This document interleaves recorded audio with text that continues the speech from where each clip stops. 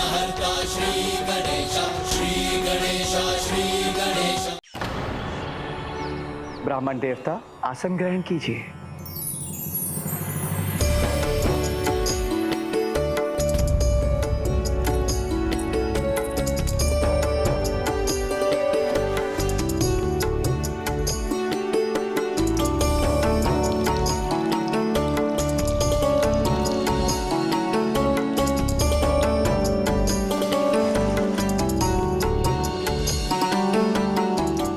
पुष्प आपको अर्पित करता हूँ।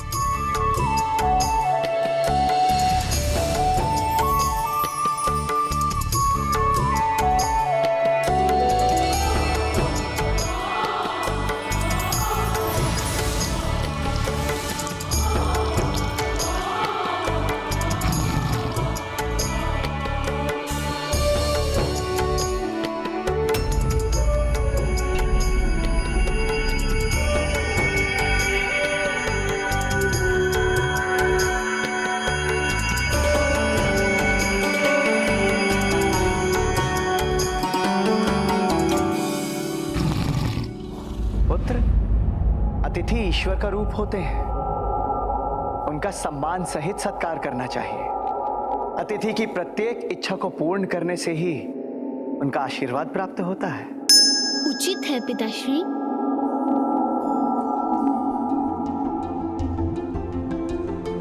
आपका स्वागत है।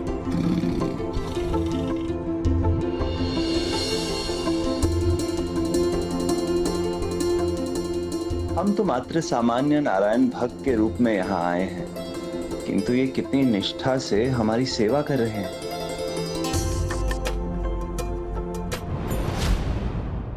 किंतु माधव, ये आपके महानतम भक्त हैं, उसका प्रमाण अभी कहाँ मिला? इनकी परीक्षा तो अभी शेष है।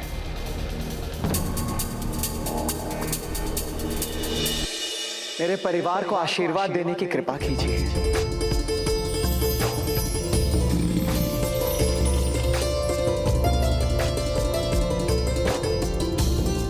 स्वामी, मुझे अनुमति दीजिए, मैं इनके भोजन की व्यवस्था करती हूँ। अवश्य देवी।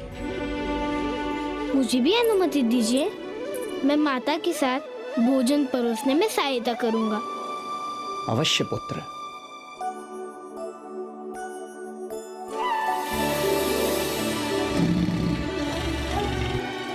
मेरी पत्नी के हाथों का भोजन आपको अवश्य स्वादिष्ट लगेगा। हे राजन, हमें तो साधारण भोजन भी स्वीकार है। कंदमूल से, रूखे सूखे भोजन से हम अपना पेट भर लेते हैं। हमारे लिए तो उतना ही पर्याप्त है जिससे हमारा तन सुरक्षित रहे, ऊर्जावान रहे और हम प्रभु की भक्ति कर सकें। किंतु हमारा सीन ये तो मात्र मांस ही खाता है।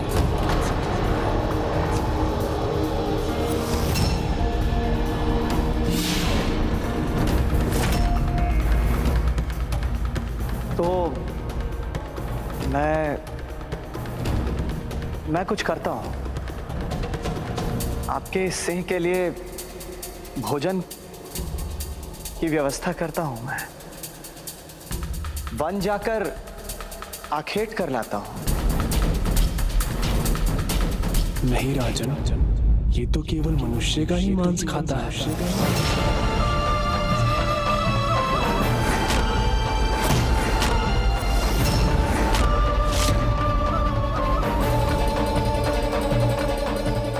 हम बड़ी आशा के साथ आए थे, किंतु यदि आपके पास इसके भोजन का कोई प्रबंध नहीं तो कोई बात नहीं, हम भूखे पेट ही लौट जाएंगे। किंतु प्रश्न ये है कि क्या आप अपने अतिथि के सत्कार की मर्यादा को भंग कर हमें यूं ही जाने देंगे? फिर आपके वचन का क्या होगा? मैं आपको वचन देता हूं, मैं आपको और आपके किसी भी साथी को अपने द्वार से भूखा नहीं लौटने दूंगा। नहीं ब्राह्मण देवता, मैं मर्यादा कदापि भंग नहीं होने दूंगा। मैंने आपको वचन दिया है कि कोई भी मेरे द्वार से भूखे पेट नहीं जाएगा। तो मैं स्वयं प्रस्तुत हूं। मैं बनूंगा आपके स्नेह का भोजन। मैं बनूंगा आपके स्नेह का भोजन।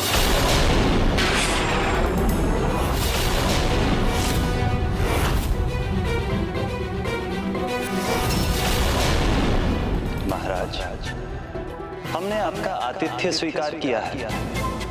आप यहाँ के गृह स्वामी हैं, इसीलिए हमारा सिंह आपको अपने भोजन के रूप में स्वीकार नहीं करेगा। वो तो उसका ही दाहिना भाग स्वीकार करेगा जो अब भी सांसारिक बंधनों से मुक्त हो, भक्ति भाव से परिपूर्ण हो, पवित्र हो, और जो आपको प्राणों से भी प्रिय हो।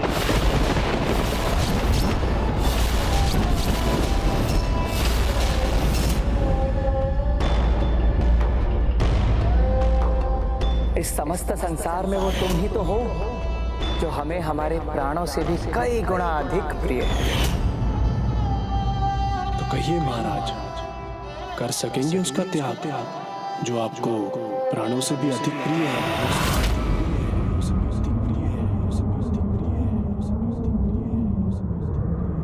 क्या आप अपने पुत्र को हमारे सिंह के भोजन के लिए प्रस्तुत कर सकेंगे? क्या आप अपने पुत्र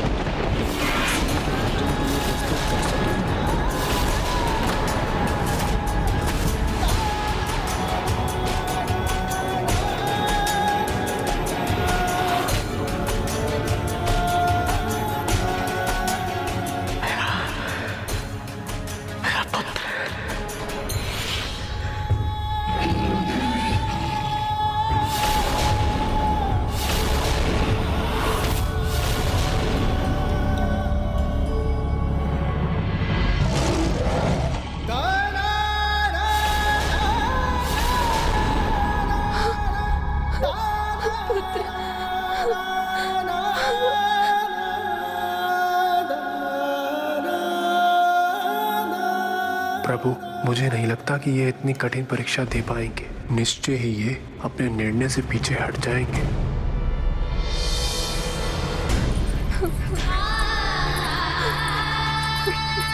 मैं प्रस्तुत हूँ स्वामी, मैं बनूंगी इनका भोजन।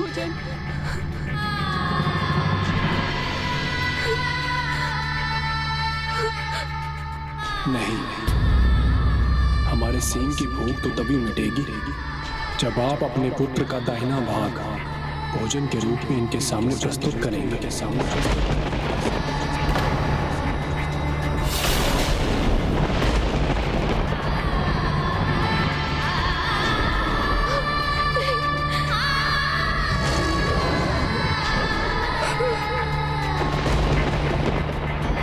अन्यथा आपका वचन भंग हो जाएगा महाराज।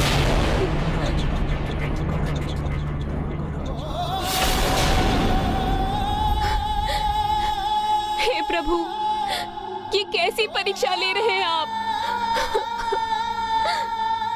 आपकी कठिनाई हम समझते हैं।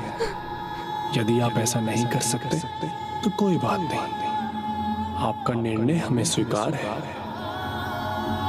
किंतु आपकी भक्ति, आपकी निष्ठा, आपके शब्दों की मर्यादा, क्या आप उन सभी का अपमान होने देंगे?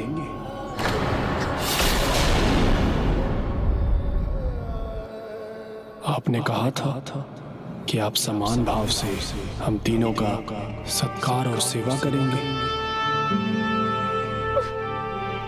ये जो सिंह आप दोनों के साथ आया है, अवश्य ही ये आप दोनों के समान दिव्य होगा।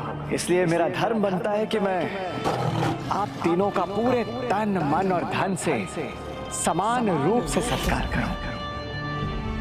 इसलिए भोजन करेंगे तो हम तीनों एक साथ करेंगे, अन्यथा हम तीनों भूखे पेट लौटेंगे।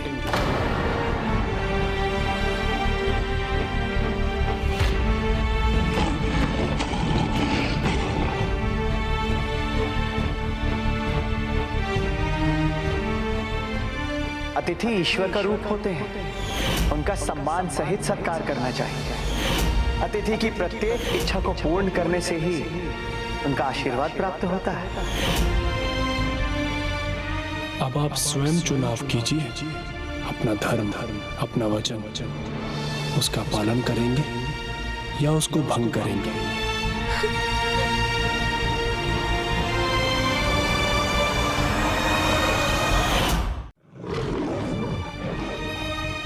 यह हमारे पुत्र के लिए हमारा प्रेम है और हमारे पुत्र की हर इच्छा पूर्ण करना पिता के रूप में हमारा धर्म है।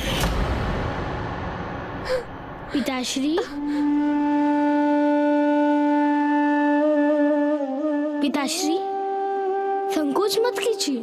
पिता का धर्म पुत्र की इच्छा पूर्ण करने का होता है। तो पुत्र भी तो उसी धर्म से बंधे हैं ना पिताश्री। अपने पिता का वचन ना टूटने दूं, ये मेरा भी तो धर्म है।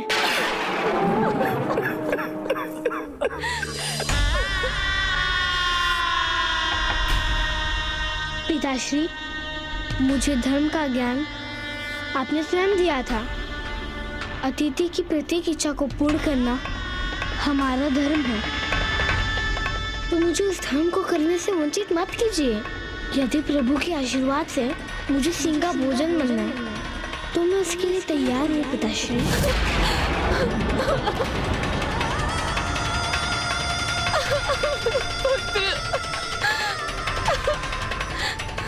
नहीं, नहीं, मेरा पुत्र अपने प्राण नहीं त्याग सकता।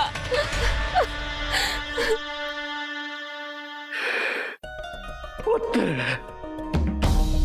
पुत्र, मैं क्या कहूं पुत्र, कि मुझे गर्व है कि मुझे तुम जैसा पुत्र प्राप्त हुआ, या ये कि मेरा दुर्भाग्य है कि ऐसी दुविधा में हूं जहां मैं खोए बिना, भारत त्याग किए बिना अपना धर्म पूरा करने का मेरे पास अन्य कोई उपाय नहीं है। पुत्र,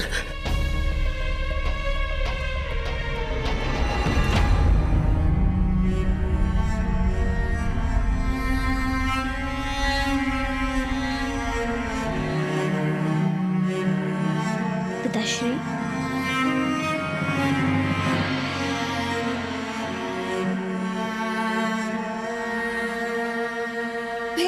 फिर आपने क्या किया?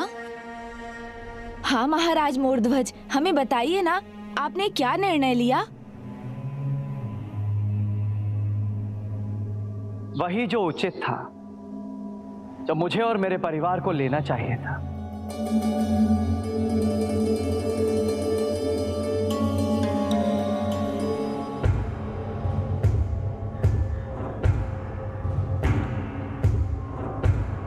ब्राह्मण देवता,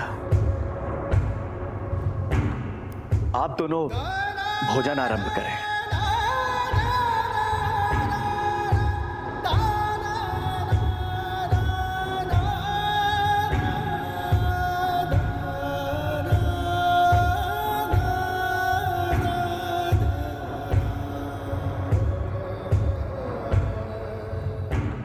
अपने प्राणों से भी अधिक प्रिय अपने पुत्र के दाहिने भाग को अपने अतिथि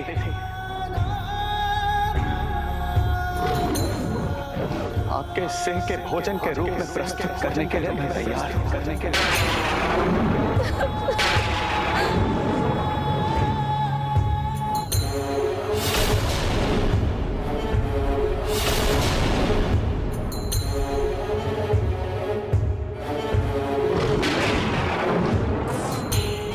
सिंह महाराज, आइए, मेरे साथ चलने की कृपा कीजिए।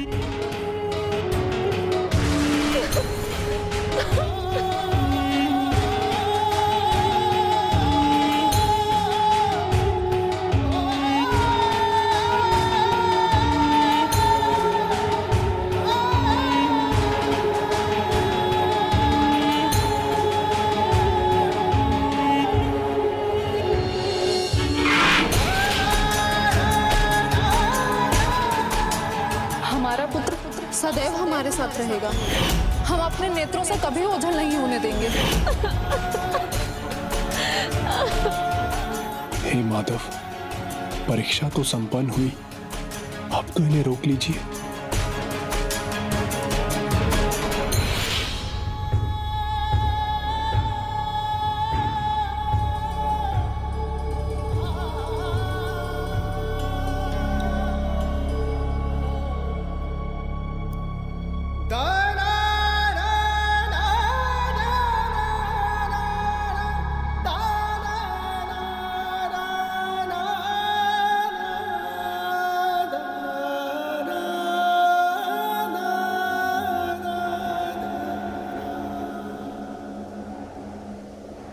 तुम्हारे मुख पर मुस्कान देखने के लिए हम अपने प्राण भी न्यौछावर कर सकते हैं।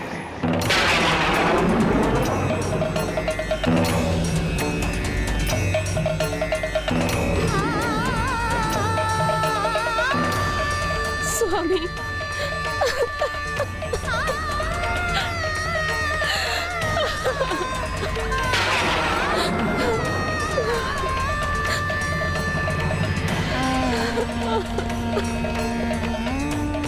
देवी, प्रभु यदि परीक्षा लेते हैं तो उस परीक्षा में सफल होने का साधन भी वे ही देते हैं। यह तो हमारी भक्ति की परीक्षा है देवी। आप निश्चिंत रहें, प्रभु श्री सत्यनारायण कुछ भी अनुचित नहीं होने देंगे।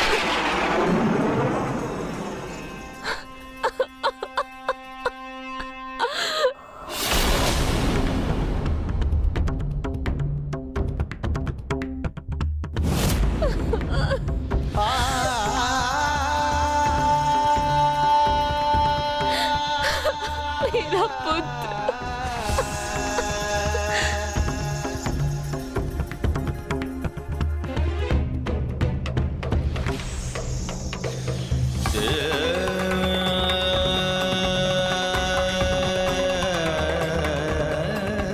विश्वास नहीं होता, जिस पुत्र को ये पलकों पर बैठा कर रखते थे उसे ही प्रभु के लिए समर्पित कर दिया। अद्भुत है इनकी भक्ति।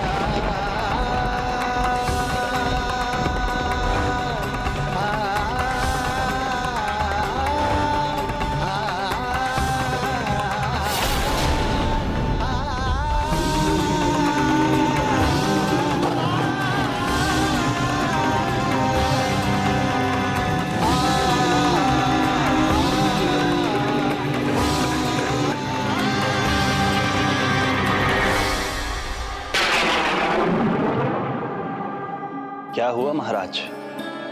कहीं आप इस शोक में तो नहीं? या आपने अपने पुत्र को हमें भोजन रूप में प्रस्तुत किया? तब तो आपका त्याग व्यर्थ हो जाएगा।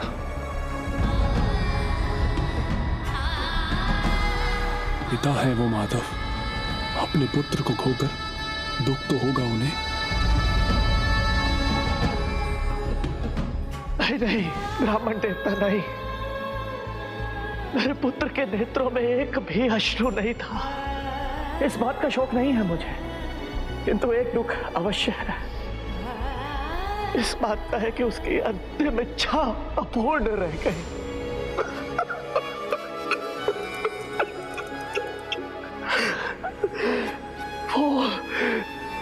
वो चाहता था कि उसके शरीर का दूसरा भाग भी आपके सिंह के भोजन के लिए उपयोग में आए, ताकि वो व्यर्थ न होता, उससे भी प्रभु का कार्य हो जाता। बस यही दुख है मुझे ब्राह्मण देवता, यही दुख है। मैं रो रहा हूं क्योंकि मेरे प्रिय पुत्र की अंतिम इच्छा अपूर्ण रह गई।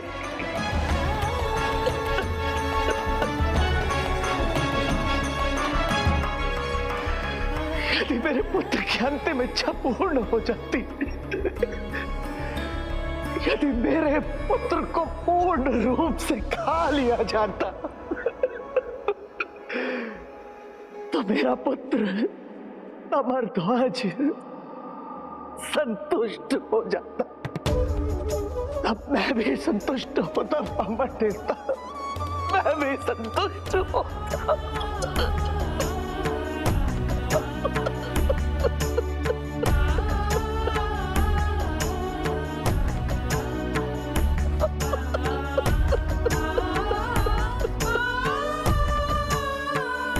हे दानवीर महाराज मोरध्वज, आप महान हैं, सर्वथा महान।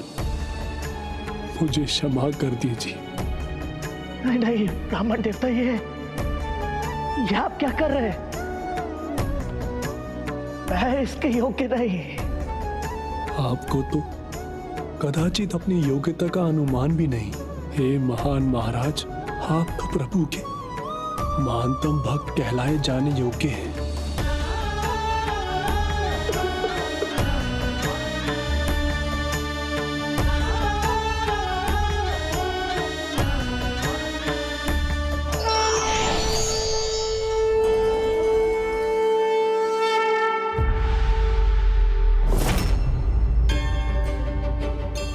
प्रभु, मेरे सभी प्रश्न, सभी संशय मिट गए हैं।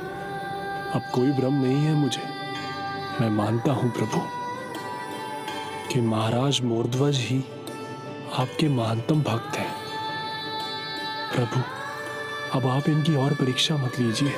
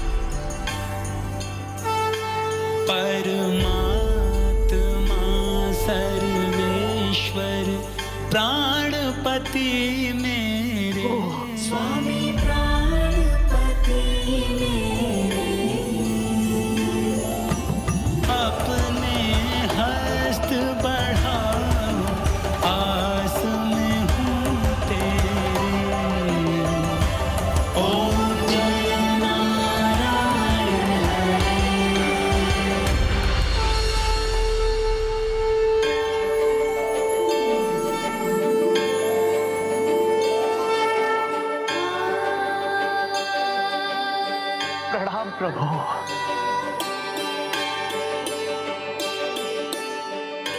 आपके दर्शन पाकर मैं धन्य हो गया प्रभु, धन्य हो गया मैं।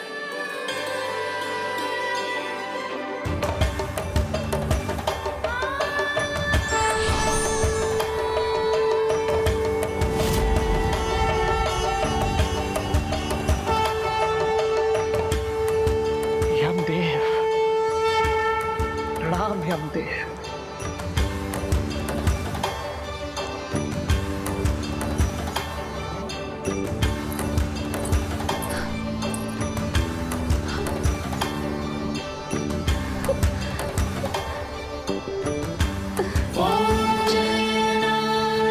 अपने पुत्र को नहीं बुलाओगे? माँ, पिताश्री।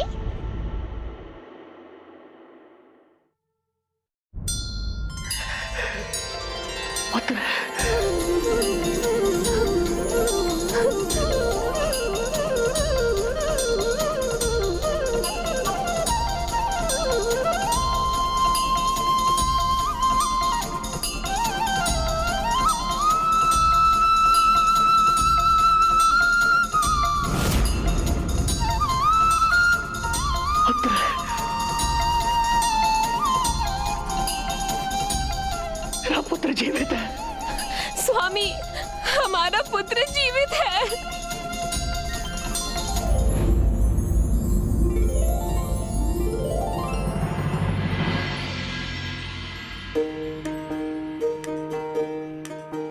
प्रभु, आपका कोटि कोटि धन्यवाद, कोटि कोटि धन्यवाद प्रभु।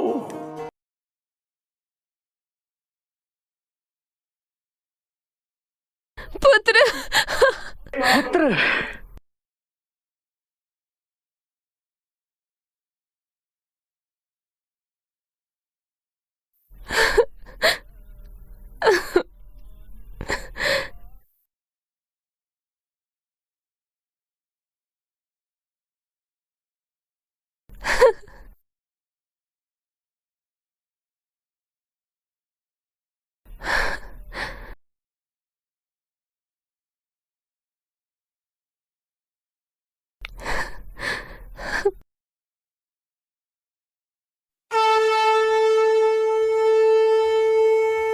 महाराज मोरध्वज, आपके और आपके परिवार ने त्याग की जो परीक्षा दी है, उससे मैं भी भाव विभोर हो गया हूं।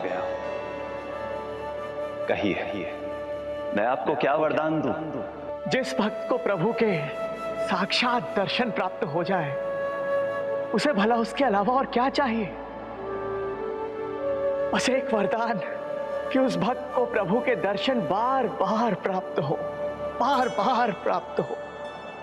हे प्रभु, हमें अपने विराट स्वरूप के दर्शन देने की कृपा प्रदान करें।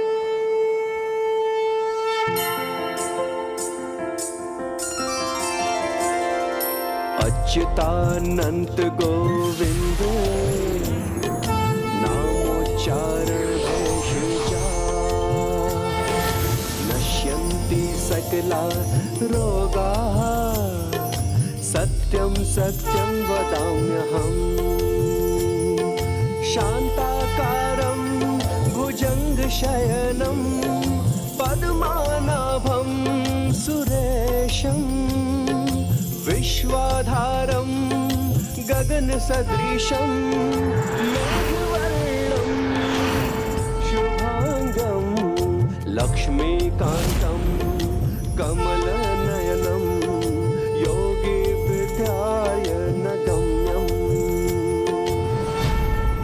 प्रभु के विराट स्वरूप के दर्शन अब भी मेरे मन मंदिर में बसे हुए हैं, और ये प्रभु श्री सत्यनारायण की पूजा का ही फल है कि पहले एक व्यापारी साधु का जन्म लेने के पश्चात मुझे राजा मोरध्वज के रूप में जन्म लेने का अवसर प्राप्त हुआ, और फिर प्रभु के आशीर्वाद से उनके साक्षात दर्शन का सुख भी प्राप्त हुआ। प्रभु श्री सत्यनारायण की कथा के प्रत्येक अध्याय से हमें सीख मिलती है जो हमारे जीवन के लिए बहुउपयोगी है। इस अध्याय की सीख भी अनुपम है कि भक्ति में अहंकार का कोई स्थान नहीं होता। भक्त का अपने प्रभु पर विश्वास और कर्तव्य पथ पर अडिग रहना ही सबसे सच्ची भक्ति है। चाहे मार्ग में कठिनाई आए, चाहे कड़ी परीक्षा, जो इन सब से ऊपर उठ जाता है उन्हें भगवान का आशीर्वाद प्राप्त होता है, जैसे राजा मोरध्वज को प्राप्त हुआ है। इसके साथ ही कथा का चौथा अध्याय भी समाप्त हुआ। इति श्री रेवा खंडे श्री सत्यनारायण व्रत कथा नाम चतुर्थो अध्याय समाप्तः। बोलो सत्यनारायण भगवान की।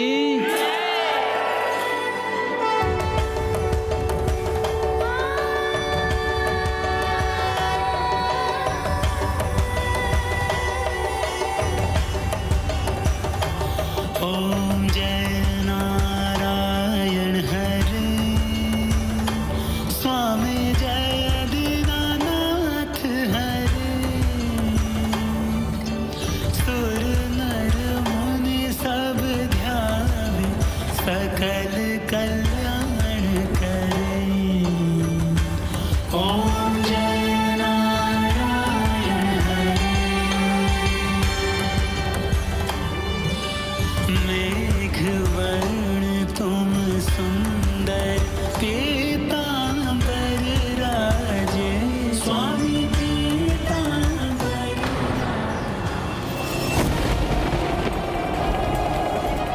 ये कैसी दिव्य ऊर्जा है जो प्रतिपल निकट आती जा रही है? और कौन है ये जिनका क्रोध अब और स्पष्ट हो रहा है?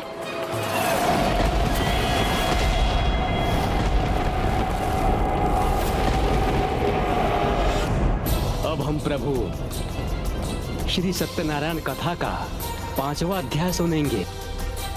इस 5वें अध्याय को मुझे ध्यान से सुनना चाहिए, किंतु इस अवांछित स्थिति के कारण कठिनाई हो रही है।